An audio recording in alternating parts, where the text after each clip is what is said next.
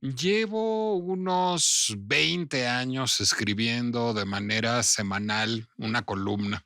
Creo que falté alguna vez una semana en un cambio de periódico. Mi columna empezó en El Centro, luego se mudó a Milenio, luego se fue al Universal, luego regresó a Milenio y luego vino al Heraldo. Creo que en alguna de esas mudanzas dejé de publicar una semana la columna, pero creo que será la única vez en que eso sucedió.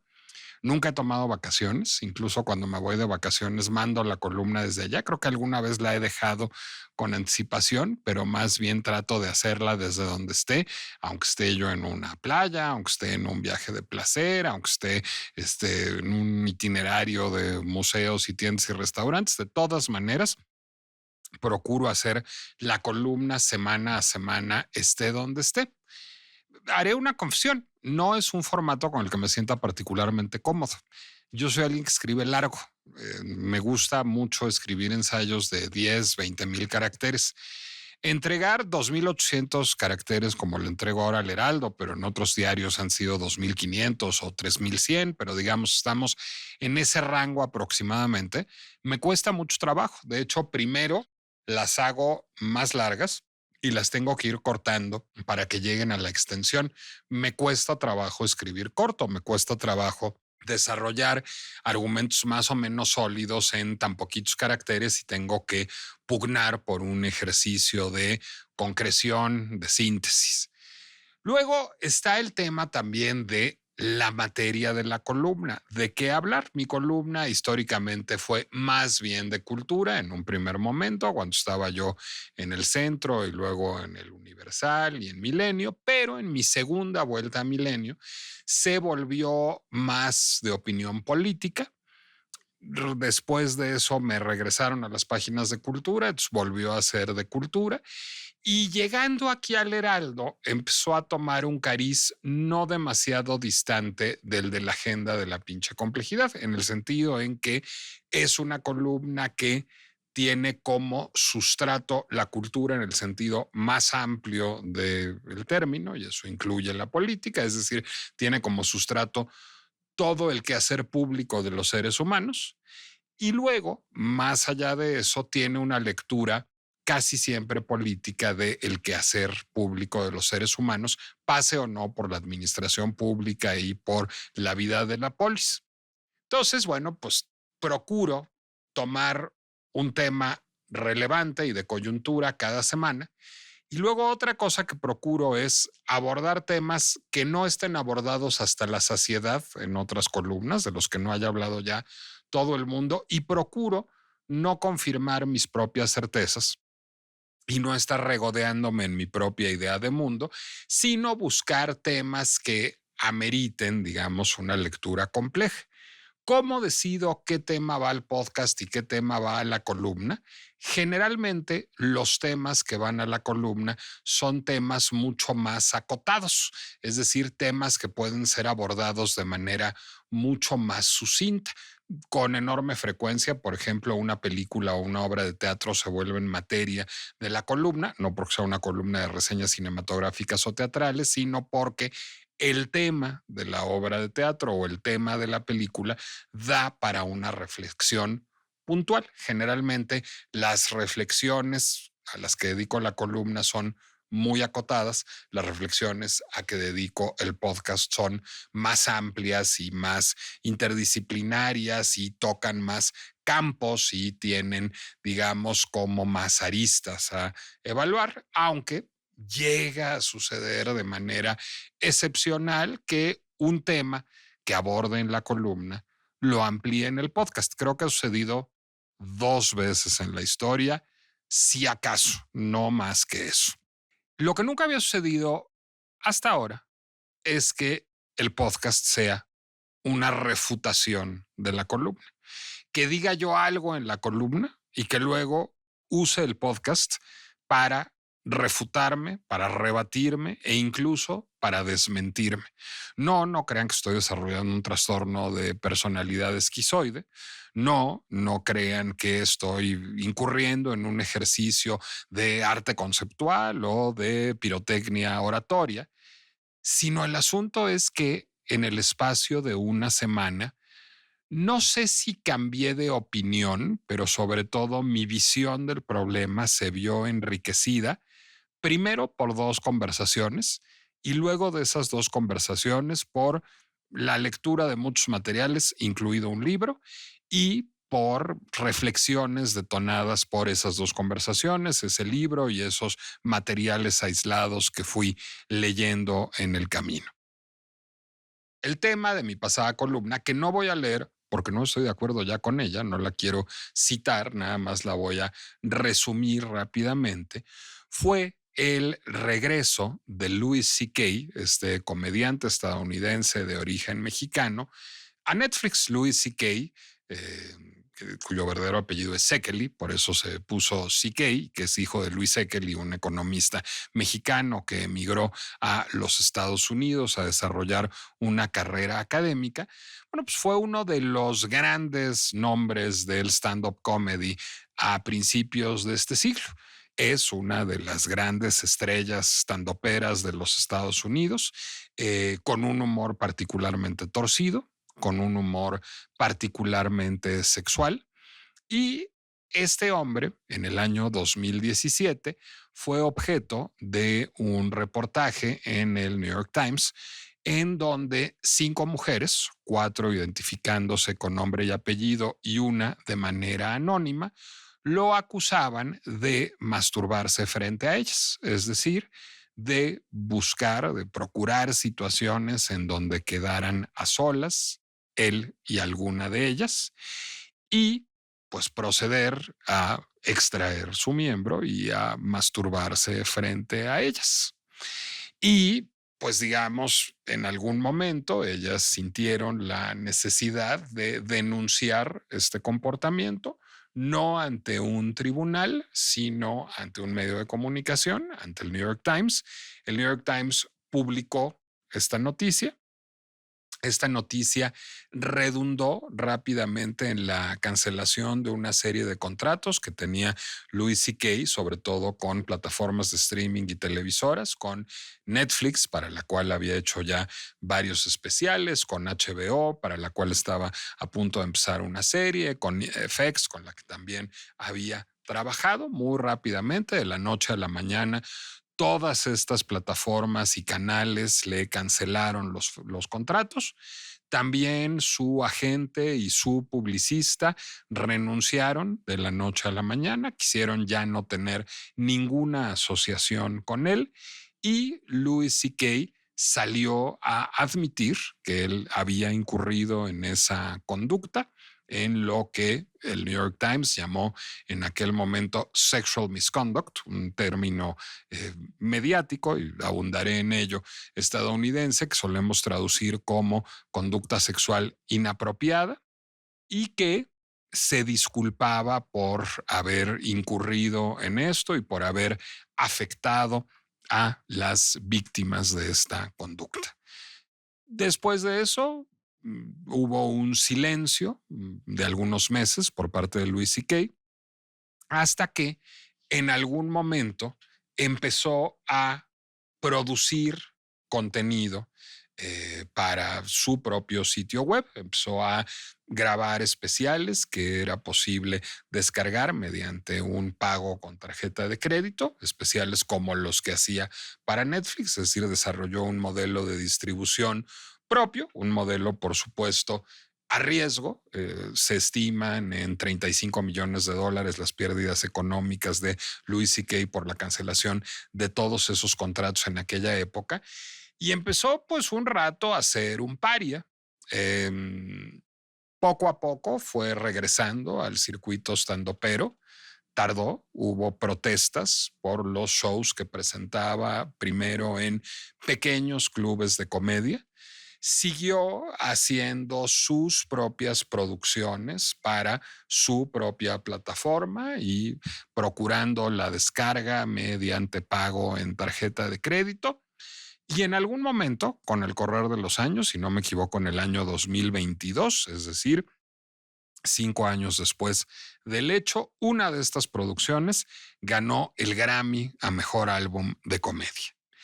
Y esto hizo que siguiera trabajando, que cada vez tuvieran más éxito estas producciones de distribución propia que hiciera, que se presentara en lugares cada vez más grandes, pero digamos seguía en los márgenes de la industria del entretenimiento. Seguía sin tener con un contrato con una gran plataforma, con un gran estudio para producir contenido. Hasta que, y esto fue lo que motivó mi columna de la semana pasada, Netflix lo invitó a participar como una de las estrellas de un festival de stand-up comedy que hace y que graba para su transmisión, que se llama Netflix is a Joke. Y a partir de esto se anunció que Louis C.K. había firmado un nuevo contrato con Netflix para realizar un especial de próximo estreno. Me topé con esta noticia en un artículo indignado por ello en la revista Vanity Fair. Y a partir de esto me indigné yo, aunque no exactamente en el mismo sentido que el artículo, o no, un poco sí, un poco no, digamos. Lo que sostenía el artículo de Vanity Fair era que pues era inaceptable, que era inadmisible, que fuera tan escasa la memoria de la industria hollywoodense y que una persona que hubiera incurrido de manera confesa en conducta sexual inapropiada tuviera una carrera profesional rehabilitada. Yo tuve en ese momento un acuerdo parcial con el argumento, pero fui un paso más allá. Fui un paso más allá para decir, esto muestra que el Me Too es un movimiento que sirvió para muy poco. Es decir, si a estas alturas alguien que admite haber tenido una conducta inapropiada está teniendo trabajo nuevamente y teniendo contratos por parte de grandes plataformas, pues es que el Me Too no sirvió para nada. Y no sirvió para nada porque privilegia el paradigma de la comunicación por encima del paradigma del derecho. Dije la semana pasada en la columna, es decir, lo que dije es, estas mujeres hubieran podido procurar un juicio civil, es decir, lo que se conoce en inglés como indecent exposure, la exhibición impropia o inmoral, es constitutiva de delito en distintas jurisdicciones en los Estados Unidos, hubieran podido denunciar, no lo hicieron. Hubiera podido perseguir de oficio el delito la justicia estadounidense a partir de un juicio criminal, de un proceso criminal. En Estados Unidos hay delitos civiles y delitos criminales. Los delitos civiles los denuncian las víctimas o presuntas víctimas. Los delitos criminales los persigue el Estado de oficio. No sucedió esto. Entonces lo que digo es, aquí es omiso el sistema de impartición de justicia. Son omisas las presuntas víctimas o las víctimas, incluso lo que decía yo en la columna es, por supuesto que les creo, y no es que les crea porque en el espíritu del Me Too les creo por el mero hecho de ser mujeres, les creo porque incluso el perpetrador ha admitido su culpa, reconoce que incurrió en este comportamiento y por lo tanto, lo que me parece es que habla de una falla, de un movimiento que privilegia el paradigma de la comunicación. eh, es decir, que privilegia la denuncia en el Tribunal de los Medios de Comunicación y en el Tribunal de las Redes Sociales por encima del paradigma del derecho y en lo que redunda es en un aparato de impartición de justicia que sigue dormido y que no ha logrado transformar. Bueno, pues le corté los caracteres para que diera los 2800, lo puse en un attachment, le puse send, lo publiqué y a las 24 horas tenía yo no una, sino dos personas que estaban en violento desacuerdo, no violento, de hecho en cordial desacuerdo con lo que había yo publicado, pero sí en franco y orondo desacuerdo con lo que había yo publicado.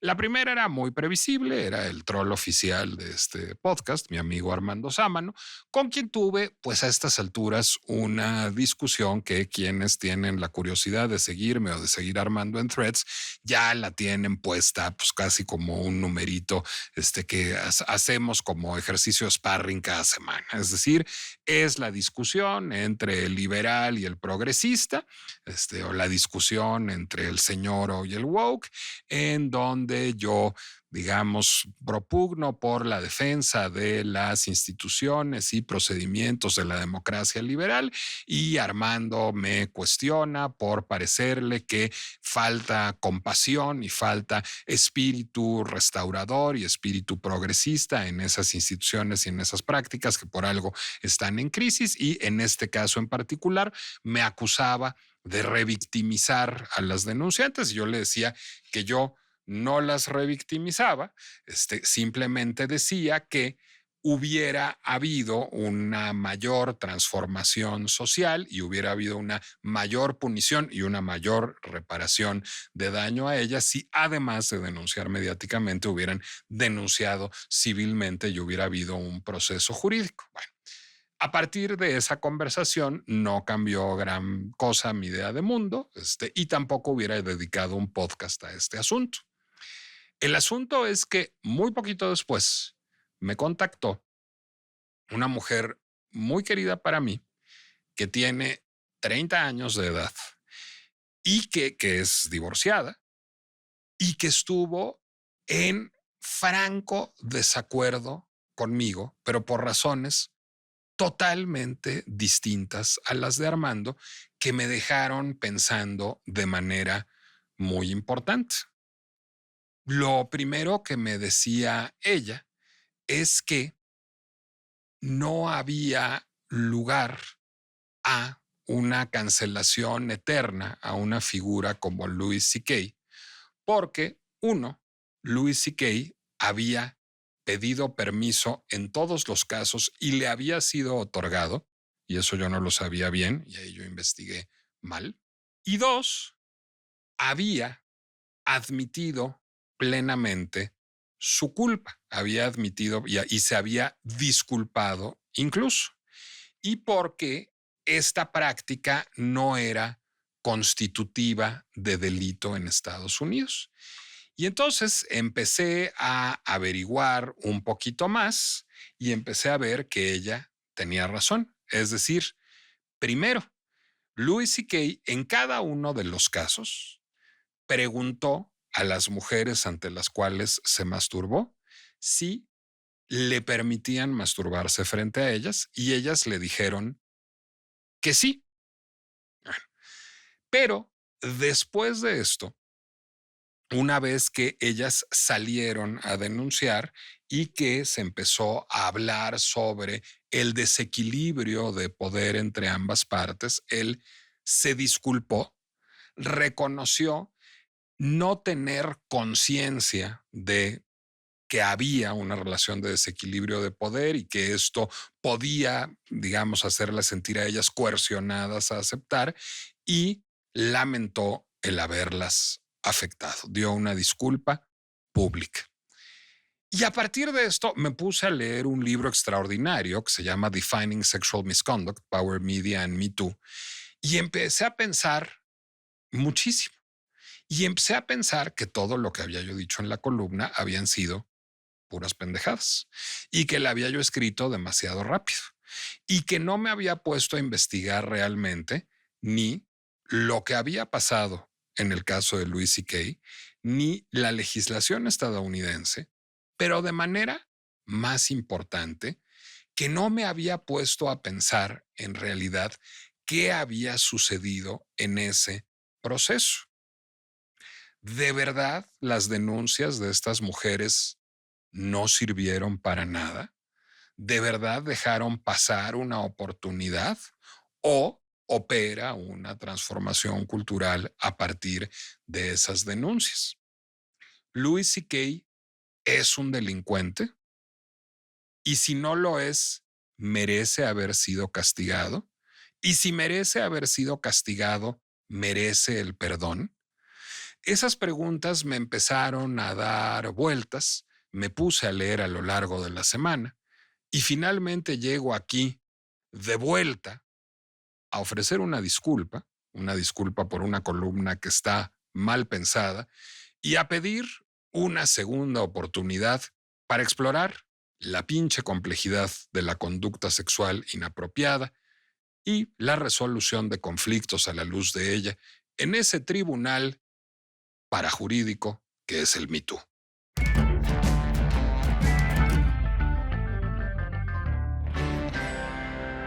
Soy Nicolás Alvarado, me da mucho gusto darles la bienvenida a La Pinche Complejidad, el podcast de El Heraldo Podcast que francamente me revoluciona la cabeza con enorme frecuencia y me pone a pensar cosas que al menos me producen absoluta fascinación. Volvamos a empezar, volvamos a caracterizar bien a los personajes y vayamos desmenuzando qué va sucediendo en cada uno de los casos. Louis C.K. es este comediante que tiene un sentido del humor muy torcido, que hace muchos chistes sexuales y una gran cantidad de cuyos chistes sexuales gira en torno a la masturbación.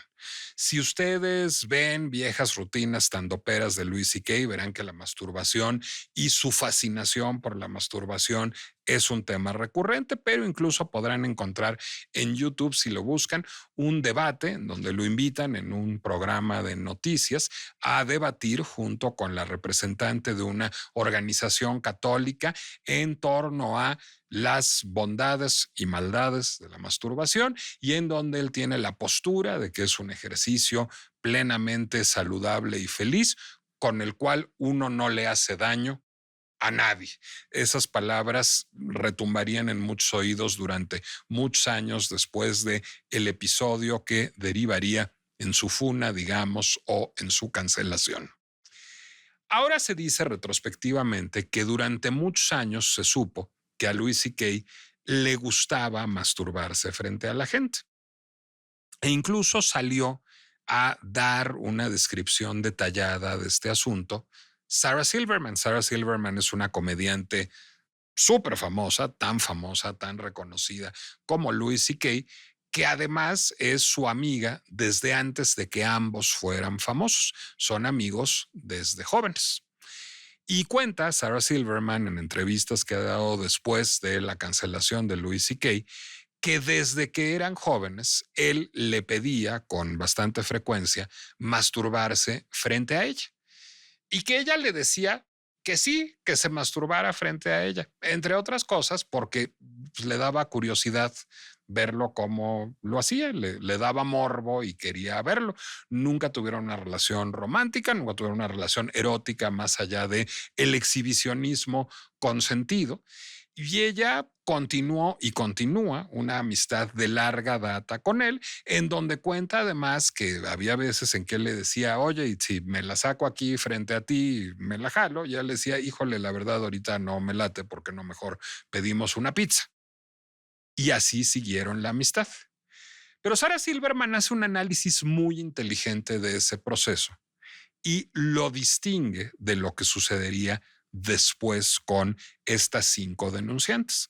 Y lo que dice Sarah Silverman es, nosotros éramos pares. Louis C.K. y yo éramos pares. Él no era un hombre poderoso, no era un comediante famoso, no era alguien que pudiera generarme ninguna oportunidad profesional, no era alguien a quien yo pudiera enojar si desairaba y eso hubiera podido tener repercusiones para mi carrera profesional. Era mi cuate medio kinky, a quien le gustaba sacársela y jalársela frente a las chicas, y a mí me parecía divertido y a veces le permitía que lo hiciera. Y no pasa absolutamente nada y no me siento lesionada, herida ni traumatizada por las veces en que yo accedí a que lo hiciera porque yo elegí que lo hiciera. Y por cierto, dice, y cada vez que le dije que no lo hiciera, no lo hizo. La distinción que hace Sarah Silverman es la relación de poder que tenía Louis C.K. con estas 5 mujeres posteriormente. Es decir, lo que ella dice es, ellas lo conocieron en un entorno profesional. 4 de ellas, si no me equivoco, eran comediantes que aspiraban a tener una fama como la de Louis C.K. o como la de Sarah Silverman, pero que estaban al inicio de su carrera y que finalmente nunca se volvieron comediantes famosas. Y una de ellas era, si no me equivoco, una guionista o una asistente de producción. Es decir, eran mujeres que estaban en relaciones subsidiarias profesionalmente con respecto a este rockstar de la comedia que ya había ganado premios y acumulaba millones de seguidores y había hecho películas con Woody Allen, cosa curiosa, y era famoso globalmente. Y entonces lo que dice Sarah Silverman es, ahí hay un desequilibrio de poder. No es lo mismo pedirle a tu amiga, si te puedes masturbar frente a ella, que pedirle a una mujer que está en una posición de poder inferior a la tuya y sobre cuya vida profesional podrías tener repercusiones que presencie una masturbación tuya. Después de haber leído mucho más a fondo sobre el asunto, lo que veo, y esa es la primera disculpa con respecto a la columna, es que Louis C.K. pidió permiso en cada caso. Y esto me lo hizo ver mi amiga. No hubo una sola instancia en la que Louis C.K. no dijera, oye, ¿puedo masturbarme frente a ti? Y no hubo una sola instancia en que lo hiciera ante una negativa. Cuando le decían que no, no lo hacía. Lo hacía solo cuando le decían que sí. El asunto es, y es una de las nociones mismas de la conducta social inapropiada, de la definición de conducta social inapropiada, esto resultaba inapropiado dado el entorno laboral en que se producía ello. Bueno, para esto les recomiendo muchísimo leer un libro que se llama Defining Sexual Misconduct, Power Media and Me Too. Los autores son Stacy Hannam y Christopher Schneider, una mujer y un hombre, por cierto, y creo que esto es valioso en el caso del libro, que hacen un rastreo histórico de el término sexual misconduct o conducta sexual inapropiada. Es un término no jurídico. Ninguna legislación en el mundo habla de conducta sexual inapropiada. Se habla de abuso sexual, se habla de acoso sexual, se habla de violación, pero la conducta sexual inapropiada es un constructo de los medios de comunicación. El término sexual misconduct empezó a circular en los años 80 aproximadamente en los medios de comunicación estadounidenses y es un término de entrada oportunista, es decir, es un término que fue acuñado para que no pudieran ser demandados por calumnia o por difamación los medios de comunicación. Si alguien decía, fulano de tal incurrió en abuso sexual o en acoso sexual, el medio se arriesgaba a una demanda por calumnia o difamación. Si decía en conducta sexual inapropiada, no se arriesgaba a eso porque no hay un delito que se llame conducta sexual inapropiada en ninguna legislación de un país de habla hispana y no hay ningún delito que se llame sexual misconduct en ninguna legislación de un país de habla inglesa. Pero el término sexual misconduct fue también mutando de significado. En una época violentamente homofóbica, por ejemplo, el término sexual misconduct era utilizado para referirse a la sodomía, al comercio carnal anal, fuera entre hombres o entre un hombre y una mujer. También para las relaciones entre personas a las que separaban muchos años que la sociedad consideraba impropias en ese momento. En aquella época, por cierto, la sodomía era constitutiva de delito en varios estados de los Estados Unidos, no las relaciones entre personas de distinta edad, pero sí las relaciones entre personas de distinta raza. Y eso también era considerado en alguna época previa a los años 80, en los años 50, 60, conducta sexual inapropiada, sexual misconduct. Después de eso, fue recalando en un término cada vez más del ámbito laboral. Por ejemplo, empezó a incorporarse a ciertos léxicos del mundo laboral y del mundo de los contratos laborales. Por ejemplo, hay muchas empresas que consideran que cualquier relación sexual entre dos de sus empleados, aun cuando sean de mismo rango, constituye conducta sexual inapropiada. Algunas otras empresas, por fortuna, no consideran eso, pero empezó a ser un término laboral contractual, no de la legislación laboral, sino un término que buscaba regular como una suerte de código de ética las interacciones entre trabajadores de una misma empresa. Y después de esto empezó a ser cada vez más socorrido también en términos políticos. Yo creo, bueno, y no yo creo, sino este libro lo cuenta muy bien y además lo recuerdo muy bien, el gran auge del término sexual misconduct, de la idea de la conducta sexual inapropiada, tuvo lugar en los años en que William Jefferson Clinton, presidente de Estados Unidos, pues andaba teniendo conductas sexuales de lo más propias y de lo más inapropiadas y de todas las que podía, con consentimiento, sin consentimiento y como Dios le diera a entender, con toda suerte de mujeres antes y después de ser presidente de los Estados Unidos. Algunas de esas relaciones eran consensuales, sin embargo eran consideradas conducta sexual inapropiada porque cómo decirle que no al presidente de los Estados Unidos si una trabajaba en la Casa Blanca o al gobernador de Arkansas si una trabajaba en el gobierno de Arkansas.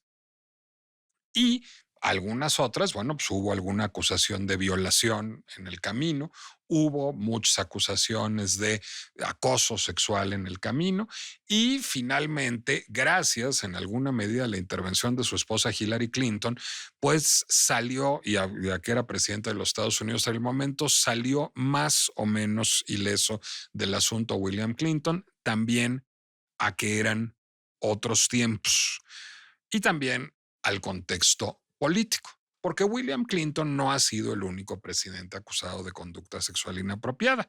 Quizás el presidente de Estados Unidos que más ha sido acusado de conducta sexual inapropiada es Donald Trump.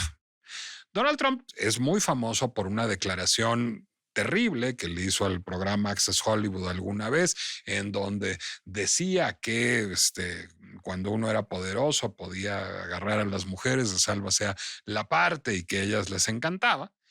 Pero más allá de hecho, hay muchas instancias de mujeres que han denunciado sentirse tocadas inapropiadamente, besadas contra su voluntad y alguna incluso violada por Donald Trump. ¿Por qué Donald Trump no está en la cárcel? ¿Por qué es presidente de los Estados Unidos? ¿Por qué es inocente? Ni siquiera hemos llegado a saberlo. ¿Por qué?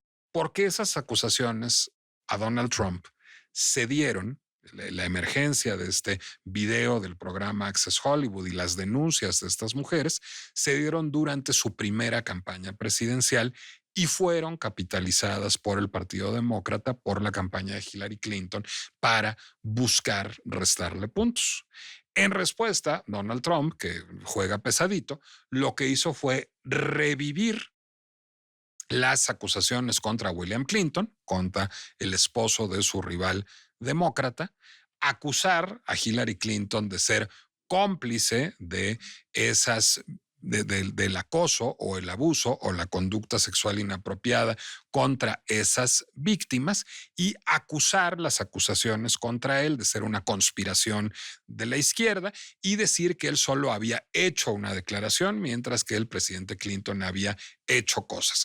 Y lo que hicieron los demócratas fue otro tanto, decir que Donald Trump había sido un acosador, un abusador, probablemente un violador, pero que lo negaba y que estaban buscando lesionar la reputación del marido de su candidata como un juego político. Lo más grave, las dos partes tenían razón. Empezaron a lucrar con declaraciones de las víctimas, empezó a haber víctimas pagadas, empezó a haber víctimas invitadas a primera fila de los debates, que además se prestaban a este juego. Es decir, hubo una politización de la idea de la conducta sexual inapropiada y hubo incluso una politización del acoso y del abuso sexual. Esto es un minuto antes del Me Too. Esto es en el año 2016.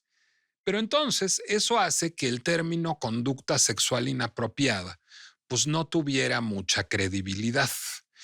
¿Por qué Donald Trump sigue ileso después de todo este tiempo? También tiene que ver con que su comunidad, es decir, el movimiento MAGA, el Partido Republicano, no es un movimiento que piense demasiado en los derechos de las víctimas o que tenga mucha idea de justicia restaurativa o cosa que se le parezca.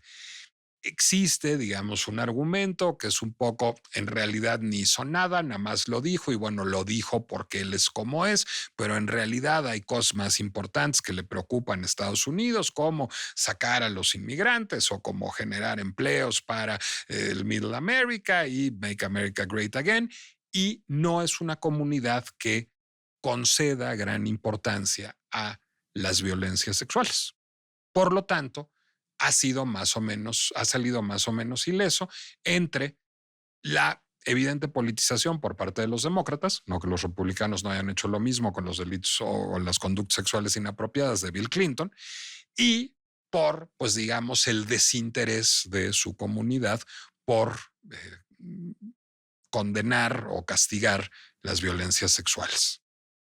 Realmente, para que adviniera el Me Too, tenía que llegar Harvey Weinstein, es decir, un héroe de la izquierda, alguien que ha sido militante demócrata toda su vida, que está registrado como demócrata en Estados Unidos, que donó a las campañas demócratas toda la vida, que parecía identificado con las mejores causas, casado con una diseñadora de moda feminista, productor de las películas más transgresoras y más progresistas en forma y fondo en la historia del cine de Hollywood. Tenía que pasar que fuera, pues digamos, ahí sí, un sátiro, un violador con muchísimas acusaciones en ese sentido y muchas condenas a estas alturas en ese sentido, para que Hollywood, una comunidad progresista, una comunidad de ideas de avanzada, lo condenara. También fue importante quién fue su primera denunciante. Su primera denunciante fue Alisa Milano. Bueno, no. Un año antes ya una modelo italiana lo había denunciado. Lo había denunciado, por cierto, civilmente. La nota había generado, el hecho había generado una notita de nada en el New York Times y nadie le había puesto caso.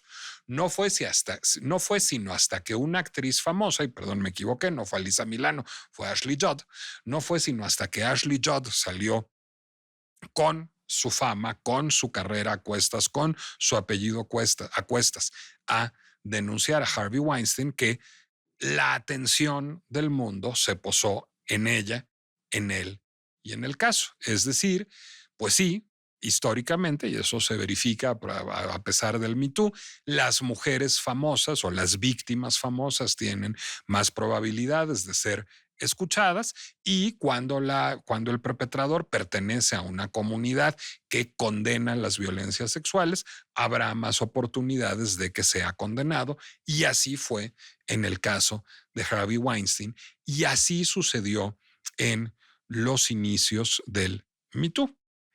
Y hubo muchos hombres que vivieron, que viven ostracismo, algunos de manera más justa, como Weinstein, algunos diré yo que creo que de manera más injusta, como Kevin Spacey. Kevin Spacey ha sido juzgado innumerables veces y exonerado en todas y cada una de ellas de los delitos de violencia sexual que se le han imputado. Como he dicho yo, probablemente no me gustaría presentárselo a mis sobrinos, pero fuera de eso no parece un delincuente. Pero bueno, empezó a darse todo el proceso del Me Too y todo el proceso, digamos, de las cancelaciones.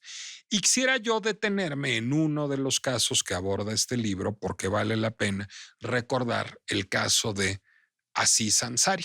Aziz Ansari es otro comediante estadounidense, de origen indio, que en algún momento fue denunciado también mediáticamente por una mujer anónima, se hacía llamar Grace, se especificó desde el principio que era un seudónimo, nadie conoce la identidad de Grace hasta la fecha, y que dijo que en una cita se había sentido muy mal con Aziz Ansari, había sentido que la había tocado inapropiadamente y se había presionado a tener sexo con él y la había pasado muy mal. Él salió rápidamente a declarar que lamentaba enormemente el asunto, que se disculpaba con ella, le mandó un mensaje en este mismo sentido de manera previa, que él había, pues digamos, percibido todo el encuentro como un encuentro consensual, que él lo había percibido como una cita que no había salido bien, pero que si ella se había sentido abusada o presionada, se disculpaba por ella y esperaba poder hacer algo por reparar ese daño.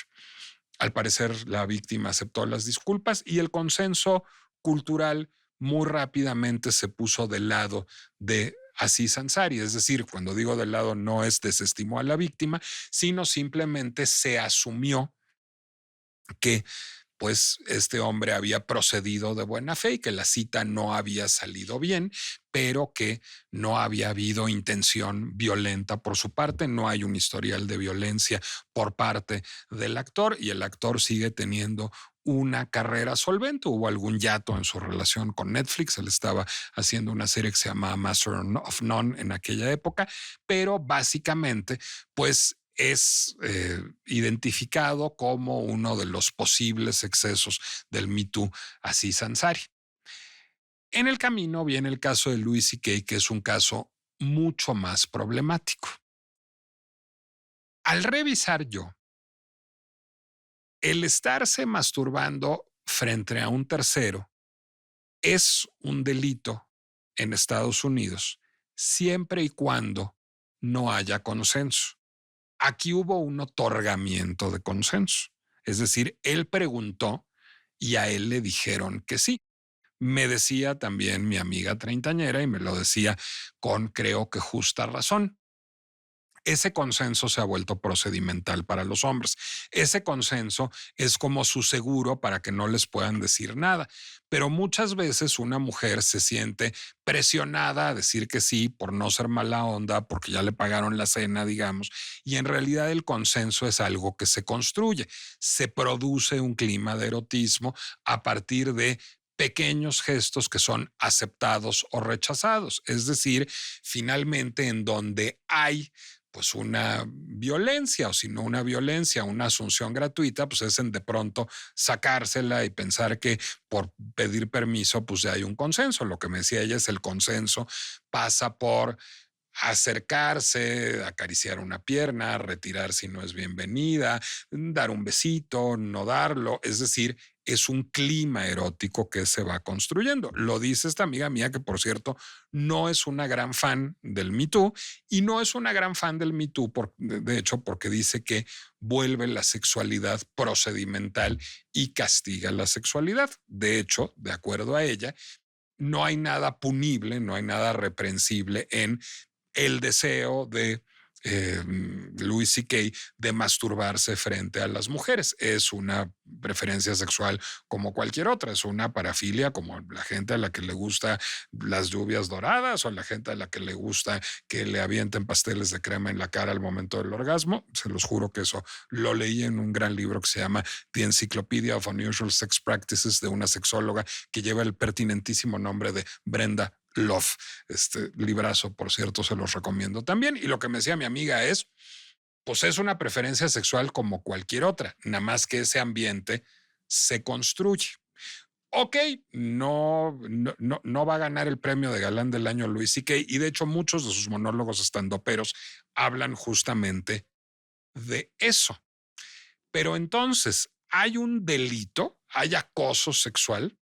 No, hay conducta sexual inapropiada. ¿Qué es lo que es inapropiado?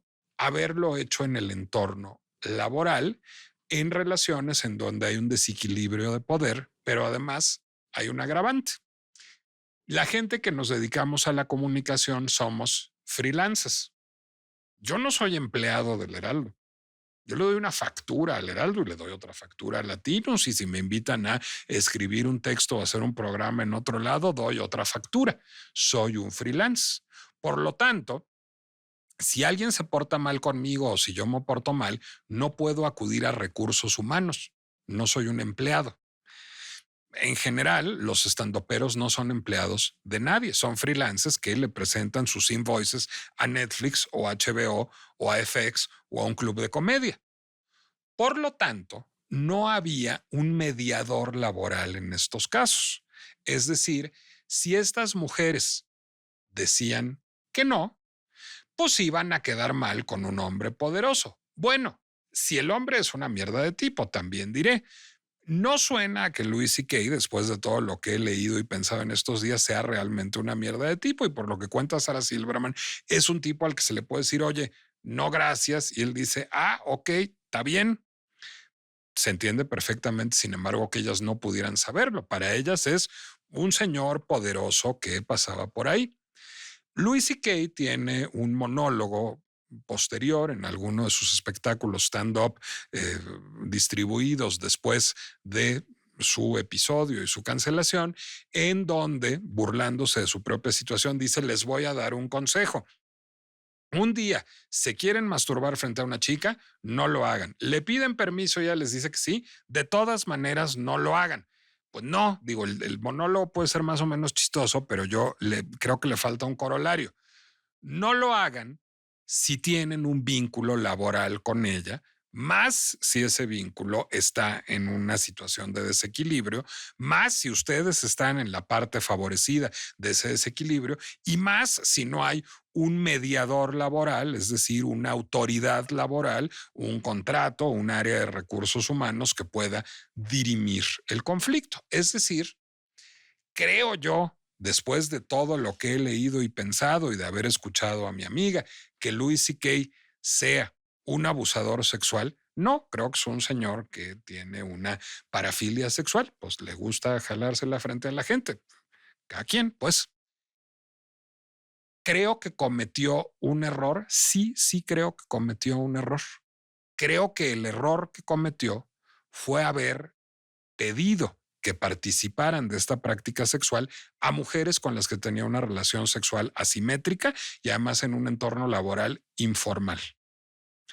Creo que entendió rápido y eso también me lo hizo ver mi amiga. Rápidamente se disculpó. Mucha gente le reprochó no haber ido a dar disculpas personalizadas, como se hizo Aziz Ansari, sino haber hecho una declaración para salvarse.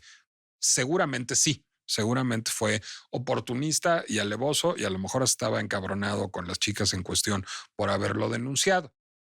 Pero más allá de eso, lo que sí genera es un impacto cultural. Es decir, que él ofrezca esa disculpa y la disculpa está bien fraseada.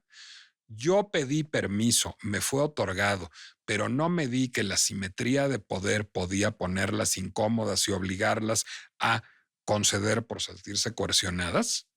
Realmente, si nos fijamos, el discurso es rico, está bien estructurado. No tengo idea de que haya sentido Louis C.K. al momento de decirlo, pero tiene un impacto cultural. Tiene un impacto cultural que nos tiene hablando de esto 9 años después. Y después de esto es cancelado. Las cancelaciones son para siempre. A veces sí, porque la gente se muere. Véase Marcelino Perello. A veces no, y aquí ando. Y a veces cuando la gente comete un delito, bueno, es que Louis C.K. no cometió un delito, cometió una conducta sexual inapropiada y ofreció una disculpa. Y esa disculpa está bien estructurada y dejó de tener trabajo durante 5 años por haber cometido un acto con el consentimiento de las personas ante los cuales los cometió. El acto fue abusivo y reconoció que fue abusivo y que se sentía mal por ello. Entonces, ahí yo tengo un cuestionamiento a Vanity Fair y otro a mí mismo. El cuestionamiento a Vanity Fair es, ¿y ya no lo perdonábamos nunca?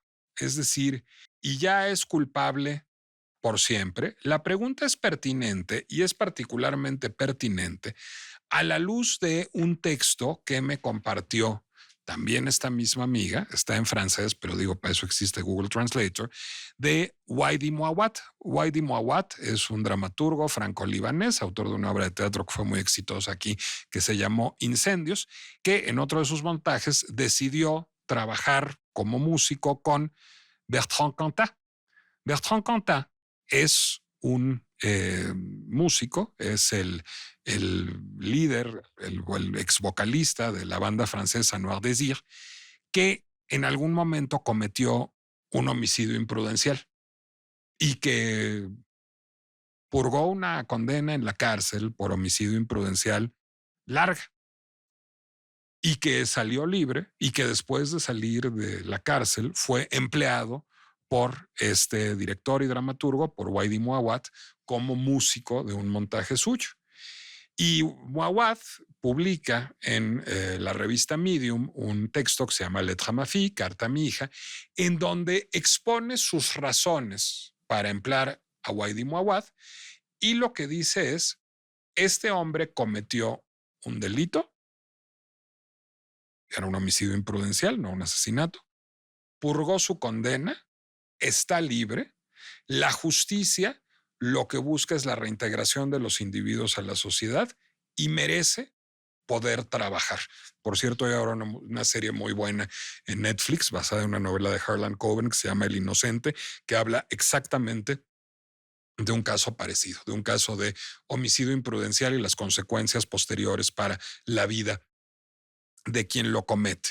Entonces lo que me decía mi amiga es, de veras ya que no trabaje nunca Louis C.K., porque no supo que el permiso que le otorgaron para hacer algo podía estar coercionado por un desequilibrio político. Y entonces de pronto me quedé pensando en que a lo mejor el que fue injusto fui yo y fui injusto con el Me Too. Y que a lo mejor el Me Too es más útil de lo que uno podría pensar. Es decir, fue el Me Too el que llevó a estas mujeres a denunciar algo que no es constitutivo de delito, que no es un delito, que no es acoso, que no es abuso, pero que es inapropiado. Y eso generó una admisión de culpa por parte del perpetrador, de un perpetrador que no lo hizo con dolo, pero no deja de haber hecho daño. Eso tuvo unas consecuencias, eso le generó una punición, le generó un castigo, pero al no haber realmente un delito, al no haber destruido la vida de nadie, purgó una condena que le costó 35 millones de pesos y 5 años de oprobio. Uno de los chistes que hace en su rutina es, ¿qué he aprendido de esto? Entre otras cosas, he aprendido a comer solo en un restaurante mientras la gente me hace señas obscenas al otro lado del salón. Sí, le valió eso en el camino. Y diré algo que a lo mejor va a sonar un poquito despiadado, pero que no me parece menor. Creo que es una historia que no se trata de Louis C.K.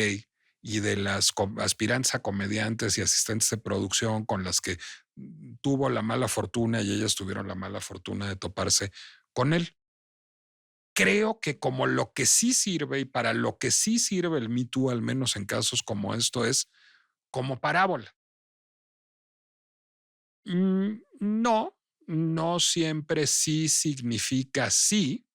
Y sobre todo, creo que mi amiga tiene razón, el consenso es algo que se construye, el erotismo es algo que se construye. Me decía mi amiga, a veces siento que cuando me preguntan, ¿te puedo dar un beso? Lo están haciendo ya ofensivamente transaccional. Ni modo que les diga yo que no, si ya me invitaron a cenar, pero la verdad no les quiero dar un beso. Pues sí, uno debería saber cuando hay un ambiente propicio para que un beso sea bien recibido y cuando no. Y por supuesto, a veces uno la caga y si es rechazado dice, ok, perdón, la regué, no era por ahí. Creo que lo que permite la visibilización de estos fenómenos que viven en un área gris entre la legislación laboral, la tipificación de delitos sexuales, es justamente el su visibilización mediática. Y sí, por desgracia, no, no tendría sentido legislar y no tendría sentido criminalizar una conducta que claramente no es criminal. No hubo dolo, hubo un error de criterio. Y ese error de criterio debe ser corregido. Y ignoro si en lo más hondo de su ser Louis C.K. haya cambiado de posición subjetiva, pero lo que sí va a cambiar es de proceder. Y probablemente habrá muchas personas que cambien de proceder a lo largo de su vida a partir de haberse enterado de esa historia. Si la historia sirve para que la gente se la piense antes de iniciar un juego sexual en un entorno laboral y se la piense sobre todo si está en una posición de poder y se la piense sobre todo si no hay una instancia de mediación y más bien busque otro espacio para practicar las parafilias que todos estamos en perfecto derecho de practicar, quizás haya habido una conquista. Quizás la verdadera misión del Me Too sea producir una reforma cultural. Ahora, esa reforma cultural no necesariamente pasa por una práctica como la cultura de la cancelación, pero a lo mejor tampoco pasa por la idea de la justicia restaurativa. A lo mejor hay un efecto de justicia transformativa en procesos como ellos y a lo mejor se hizo justicia, aunque por otros modos, eso es lo que aprendí. Normalmente los demócratas liberales queremos que la justicia se efectúe siempre del lado de los tribunales y a lo mejor al denunciar ellas, al disculparse él, al tener él consecuencias laborales y al ya no tenerlas, al poder retomar su camino laboral después de haber escarmentado, se está haciendo justicia no solo en el caso de Louis C.K., de las mujeres frente a las cuales se masturbó con permiso pero sin consenso, sino para, pues digamos, la cultura sexual de nuestra sociedad. Quizás lo que estamos haciendo un poco aguamazos es aprendiendo maneras sexuales. ¿Estoy seguro? No.